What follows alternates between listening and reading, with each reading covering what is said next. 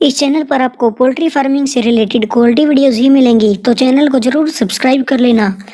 दोस्तों, आज का जो टॉपिक है वो बहुत ही इम्पोर्टेंट टॉपिक है, क्योंकि पोल्ट्री फार्मिंग ऐसा बिजनेस है जिसमें इन्वेस्टमेंट बहुत ज़्यादा लगता है और रिस्क भी बहुत ज़्यादा है। तो उसके बारे में हमें सारी जानकारी बिल्कुल सही से पता होनी चाहिए, तभी हम पोल्ट्री फार्मिंग बिजनेस में सक्सेसफुल हो पाएंगे। दोस्तों, जब हमने इस बिजनेस को किया था तो उस टाइम इसकी जानकारी कहीं भी अच्छे से अवेलेबल नहीं थी, और आज भी जब मैं यूट्यूब पर वीडियोस देखता हूँ तो उन वीडियोस में भी आधी अधूरी नॉलेज आपको दी जाती है। फिर मैंने सोचा कि इस टॉपिक पर फुल डिटेल वीडियो बनाई जाए, ताकि जो भी भाई पोल्ट्री फार्मिंग बिजनेस करना चाहता है तो उसको सारी जानकारी हो और उसके सारे डाउट क्लियर हो जाएं, और वो डिसाइड कर सके कि क्या उन्हें इस बिजनेस में जाना चाहिए या नहीं। तो दोस्तों, ये वीडियो फुल डिटेल्ड वीडियो होने वाली है, तो इसे लास्ट तक ज़रूर देखिएगा और साथ ही हमारे चैनल को सब्सक्राइब भी कर लीजिए, ताकि पोल्ट्री फार्मिंग से जुड़ी सारी वीडियोस आप देख सकें। तो दोस्तों, वीडियो स्टार्ट करते हैं। दोस्तों, पोल्ट्री फार्मिंग बिजनेस 3 हिस्सों में बटा हुआ है।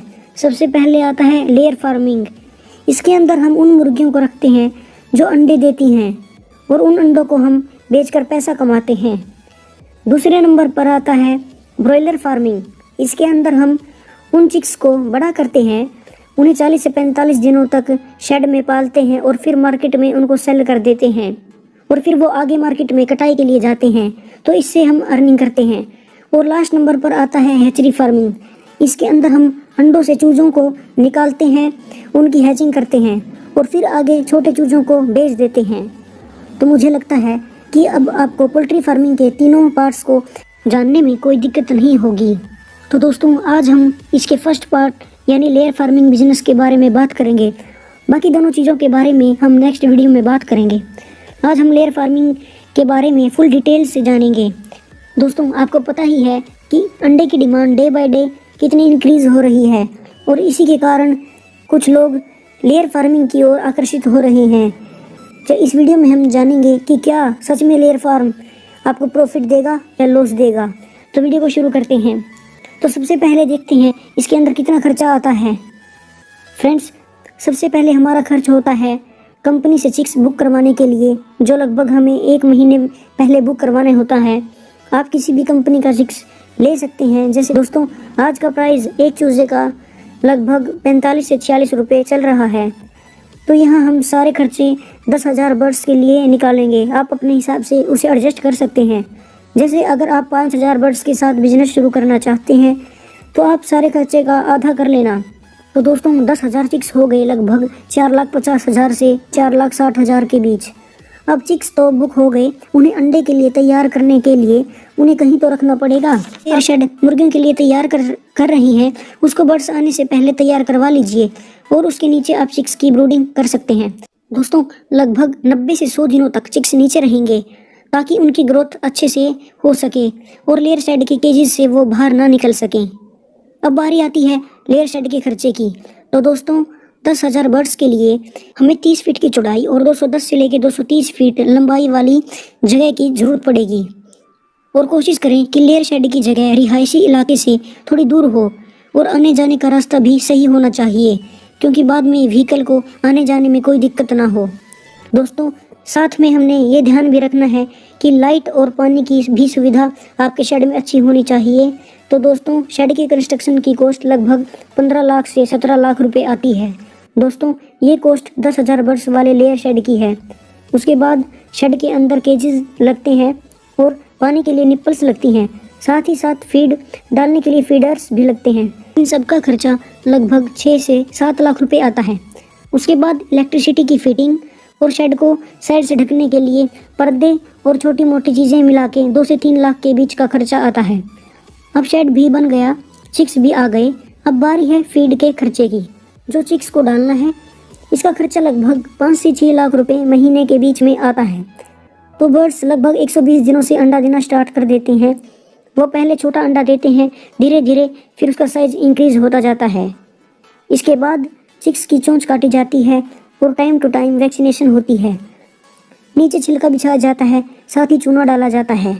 तो दोस्तों, वैक्सीनेशन और दवाई को मिला के लगभग 2 से 3 लाख रुपए के बीच आपका खर्चा आ जाएगा। तो दोस्तों अब कैलकुलेट करते हैं सारा खर्चा जो हमने वीडियो में डिस्कस किया था।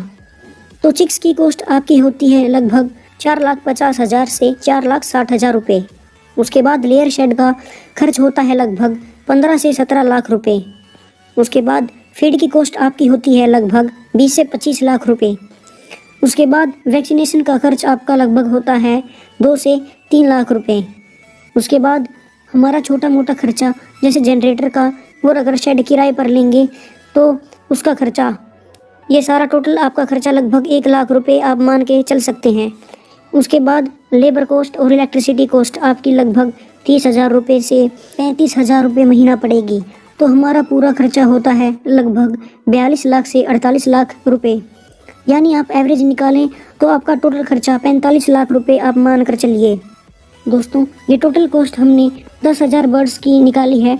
तो आप अपने हिसाब से जितने बर्ड्स से आप स्टार्टिंग करना चाहते हैं उसका खर्चा निकाल सकते हैं। अब खर्चे की तो बात हो गई, तो चलिए अब प्रॉफिट की भी बात कर लेते हैं।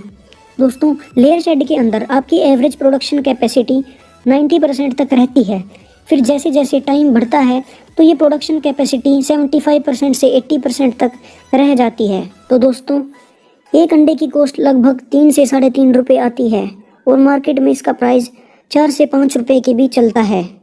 सर्दियों में अंडे का प्राइस काफ़ी अच्छा रहता है, तो आप इससे लगभग 9 से 15,000 रुपये के बीच हर रोज़ कमा सकते हैं। वो अंडे के प्राइस के ऊपर डिपेंड करता है। उसके बाद जब आपको बर्ड्स अंडा देना बंद करने लगते हैं तो उनको मार्केट के अंदर बेच दिया जाता है। उससे भी आपको अच्छा खासा पैसा मिल जाता है। वो डिपेंड करता है आपके बर्ड्स के वेट के ऊपर, क्योंकि वेट के हिसाब से ही बर्ड्स बाद में बिकते हैं। तो दोस्तों लेयर फार्मिंग बिजनेस एक अच्छा बिजनेस है, पर ये मत भूलिए कि इसके अंदर रिस्क भी है, क्योंकि अगर आपने चिक्स की मैनेजमेंट सही से नहीं की तो शेड में बीमारियां आ सकती हैं और आपका पूरा फ्लॉक ख़राब हो सकता है। तो पोल्ट्री फार्मिंग के बिजनेस में मैनेजमेंट बहुत ज़रूरी है। तो दोस्तों आई होप आपके सारे डाउट इस वीडियो से क्लियर हो गए होंगे। और दोस्तों अगर आप चाहते हैं कि हम बाकी 2 टॉपिक्स ब्रॉयलर और हैचरी के ऊपर भी वीडियो बनाएं तो कमेंट ज़रूर करिएगा। मिलते हैं नेक्स्ट वीडियो में।